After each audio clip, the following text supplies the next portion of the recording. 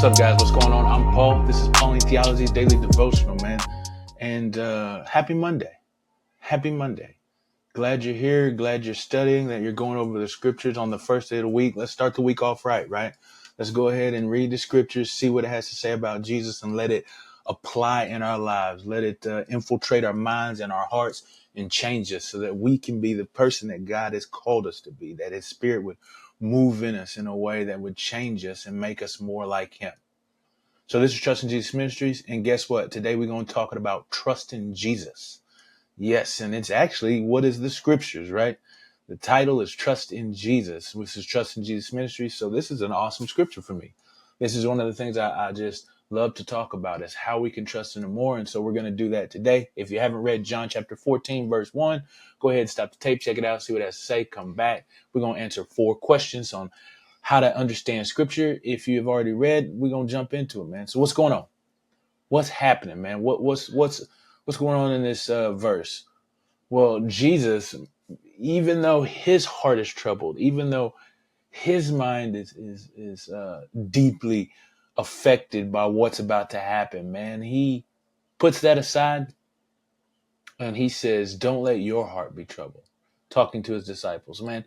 Jesus, the one who you would think would need comfort because of the death, the excruciating death, especially the weight of the sin and the going to the cross that He's about to have to endure. Instead of placing all of this on Himself, He tries to comfort the people that are around Him who are going to miss Him as He is gone, who's going to be broken whenever He is dying, when He dies. This is amazing. Jesus, obviously it's Jesus, so He can do that, but He comforts the disciples. Let not your heart be troubled. Don't be afraid of what's going on and all this confusion of me saying I'm going to be gone for a little bit and you can't follow me there.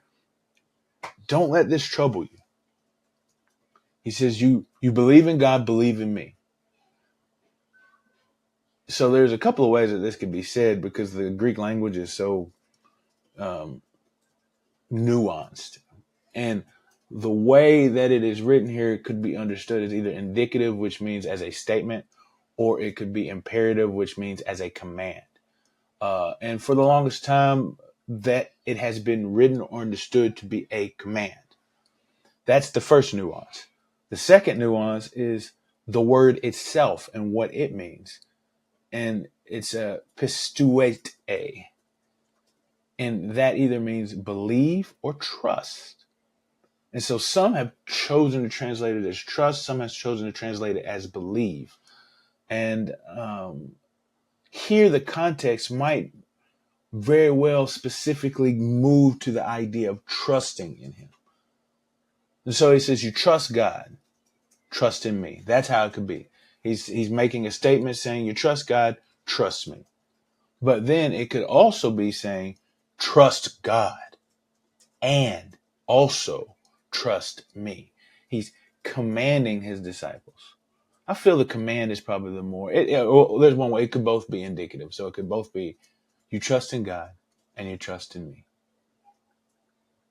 But I think the command is the proper way. Each of them have a weight and bearing that show a high Christology. So there's no need or there's no wrong way, I suppose, in trying to understand it. But for me, I think that as we read this, it should be a command. That's how Christ is saying this. And what that means is that He is commanding us to trust in God and also trust in Himself. So what can we do to combat fear, sadness, and overwhelm? Trust God. Trust Jesus. That's the point I believe Jesus is making. He's saying, trust God. He says, don't let your heart be troubled. Don't be overwhelmed. Don't be afraid. Trust God. Trust also in me. This is the words that Jesus speaks. So what is this saying about the Father? Well, it says, one thing. First off, that Jesus is equal with the Father. And I think this is important because what he's saying is trusting in God, and then that Jesus is infinitely worthy of the status of trusting him in the same manner that we would trust the Father. So that's an equality that Jesus is making a statement to, is that in the same manner that you trust God, you should trust in him. And the reason is because of what he's been saying over and over and over and over, that everything he does is from the Father, that what he does is the Father doing it through him, that there is nothing that he does separate from the Father. All things that he does come from the Father, everything. So anything that the Father desires, and in any way, Jesus does it. So when you trust him, you're trusting in the Father because he is doing and emulating exactly what the Father is. So that's the first implication of what trusting Jesus and trusting the Father. That's why he is equal.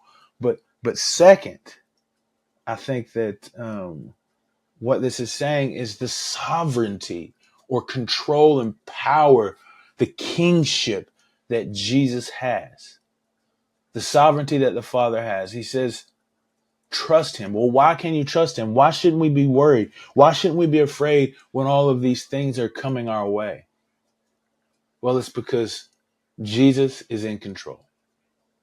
God is in control. And if you believe that, trust him. Trust in Jesus. He is in control, the sovereign God of all things. And I could go through all the attributes and talk about how all of those, his characteristics, his nature, warrant a trust in us that we do not ever have to be afraid or worried, just as Jesus has said. And I may do another video on that because I just love talking about it. But that's why we don't have to fear. It's because we can trust in Jesus. So to combat fear, this is what it says about man. That in order for us to combat fear, in order for us to overcome these feelings of overwhelm, or to combat the anxiety and the fear and the sadness that we have, the anxiety that can occur in our life, we trust in Jesus. We trust in God. So as men, as people, as human beings, especially as Christians, trusting in God alleviates fear. Trusting in the word of the Father alleviates fear.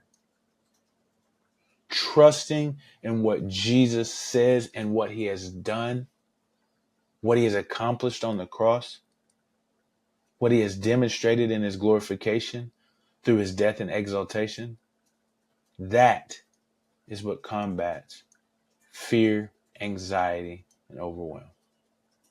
So how do we apply these truths in our lives, man? Well, the question is, where do you need to turn over, or what do you need to turn over to Jesus?